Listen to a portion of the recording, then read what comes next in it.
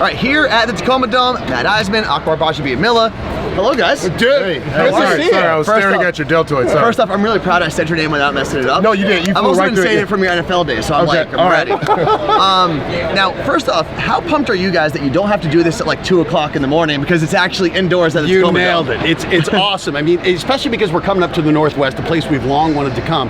But this show is very weather dependent. If we get rain, the course is unrunnable. So this is the perfect solution. We get to come up to the Northwest where the fan support is huge. We're indoors. It feels like an 80s rock concert, and that's heaven for me. It is awesome. Now, you guys have seen almost every competitor through this whole phenomenon as American Ninja Warrior. What are your favorite moments? I want to hear from each of you. You got one moment you're like, I can't believe I just got to see that, or that made me cry, or whatever. I would say for me, it would go back to 2014, Casey Catanzaro, when she just exploded onto the scene and she busted through, hit not only the qualifying buzzer, but the finals buzzer at 5 feet, 95 pounds, maybe 94 pounds. But I mean, that night, I mean, so many people, so many athletes struggled, and she made a huge difference for all the women that compete on the show today. A fellow Jersey native, by the way. Yeah, she's amazing. And so if that's yours, then I'm going to go with Stephen Mao, who was season 7, and this is a guy who had pretty serious autism and really had trouble socializing. He came out on the course and got through one obstacle and went in the water, and when he came out, I thought, this kid's going to be crushed. He'd waited 7 years. He discovered Ninja when he was 14, and he'd been training that entire time for this run. And I thought, this kid's going to be devastated that his run lasted less than a minute. When he came out of the water and I saw the joy in his face, it was when I really understood you don't have to hit a buzzer to be successful on Ninja Warrior.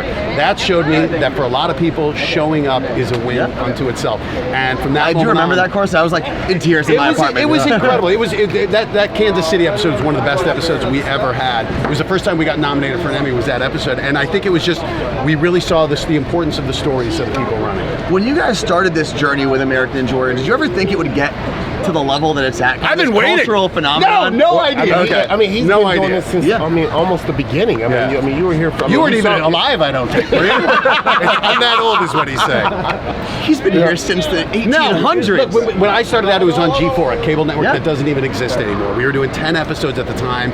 We had a boot camp. The show was so different. This was so niche. There was one guy, David Campbell, who had obstacles in his backyard. Other than that, people were training in empty pools or skate parks. People didn't have obstacles. And now, virtually anywhere you go within a couple hours, there's going to be a gym, there's going to be an athlete, there's going to be someone with a backyard course. It is everywhere. Now, this course, you guys have seen people go through this season so far. Yeah. Without giving too much away, what's been the craziest thing you've seen? Because I know we have to wait a couple weeks for the actual season to start. For me, it's seeing the athletes struggle on a particular obstacle, and then you see it one after another, one after another, one after another. And we had this some years back where no one could get past Cannonball Alley. I remember that one. And then you get Kevin Bull, who does something extremely different, and somebody just went in. There you go. Got our first one. I'll be joining her in a second. So. Oh, in the water. Oh yeah. But I think it's one of those when you see the athletes problem solving something that seems impossible to do. Okay.